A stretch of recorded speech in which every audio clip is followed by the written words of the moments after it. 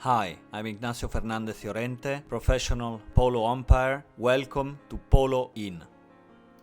We already analyzed together in preceding videos the forward pass and the back pass. In this video, we'll see the perfect pass.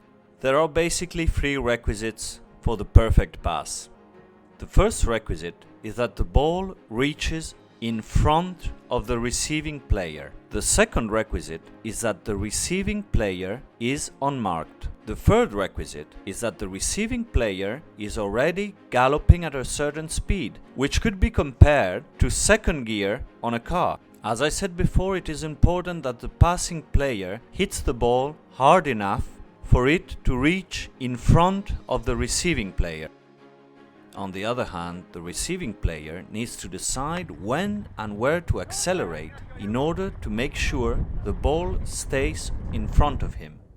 In the example, the yellow player makes a perfect pass in front of his teammate and with speed.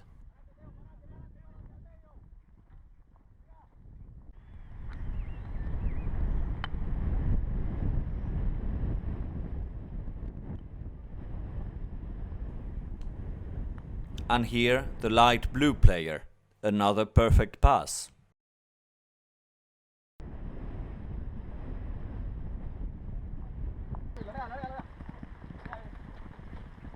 And here, another perfect pass from the yellow player.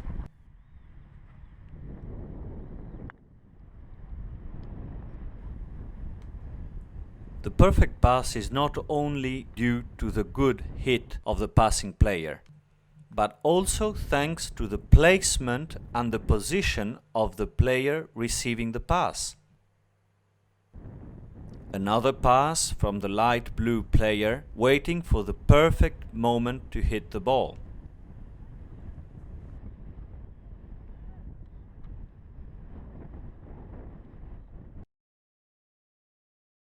And another one again.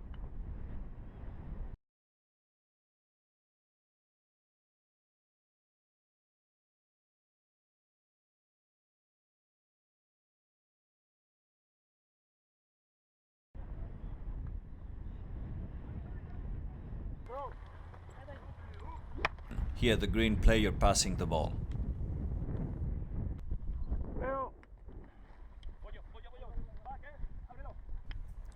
Here the black player who received the ball from his teammate hitting a backhand. Here with the back, the ball in front of the player and with speed.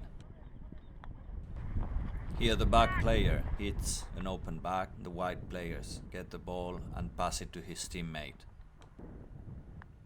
The blue player here is unmarked. Usually the perfect passes are short hits. In this example, the white player is alone on the left-hand side of the field after a long pass. He speeds up to overtake his opponents and gets the ball. This is an example where the pass is not perfect. The white player needs to brake and turn left to connect the pass and play the ball.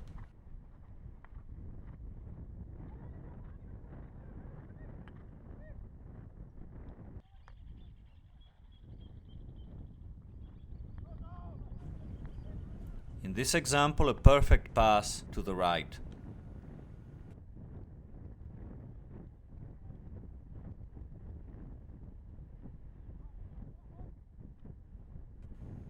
And then another pass which is not perfect. It's a share ball, and the grey player gets there before the blue player.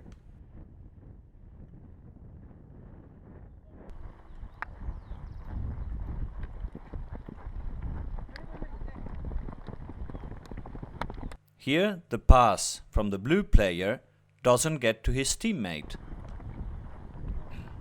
We can perfectly see in this other example that the yellow and red player needs to slow down to get the ball, which allows the white player to mark him. This is not a perfect pass.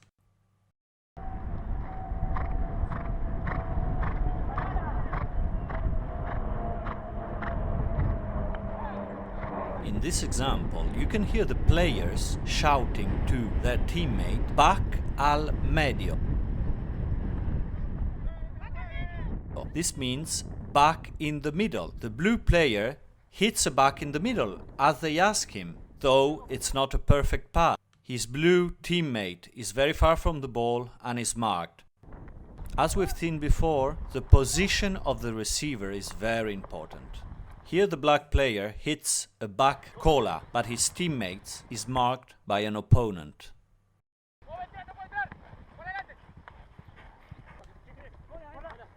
Here the light blue player is looking for a pass, hits a backhand, he saves the ball from the opponent, but it's not a perfect pass. Here the grey player makes a pass which looks almost perfect, though his grey teammate needs to change his path and facilitates the return of the opponents. It's not a perfect pass.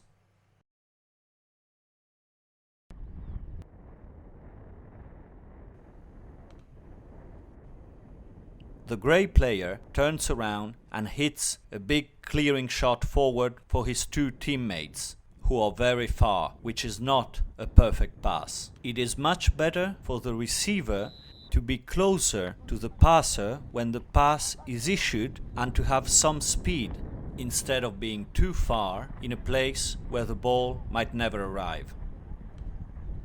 Here the blue player is thinking about giving a pass to his teammate, but his horse jumps just in the moment he wants to hit the ball and he doesn't give the expected pass.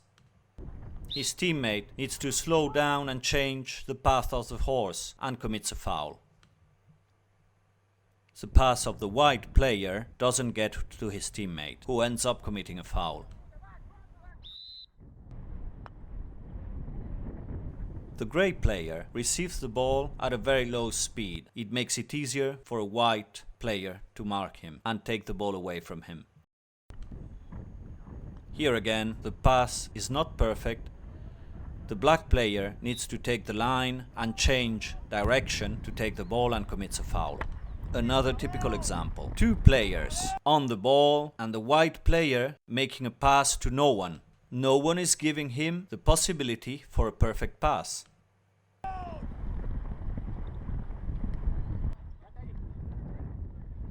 Another typical example. Here the white player starts accelerating too fast and the pass is not precise and doesn't get to him.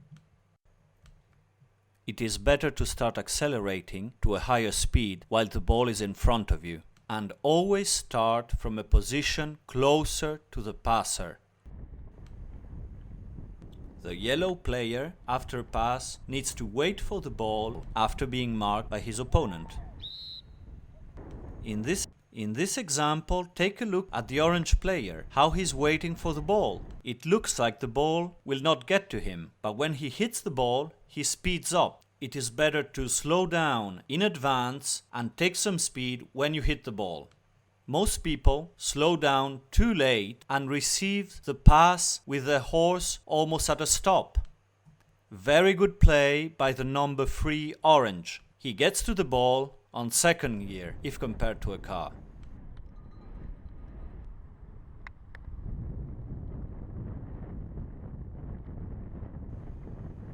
In this example, the pink player has to change his path and slow down a little bit, which allows the grey player to mark him.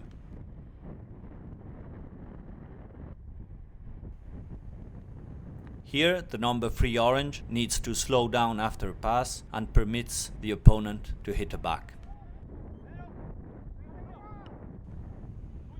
Here the black player hits a shared ball.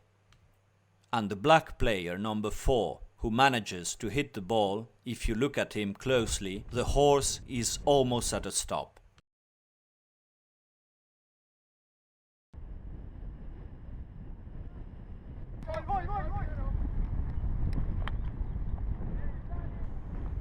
Look how difficult it is to make a long pass. The yellow player ends up committing a foul.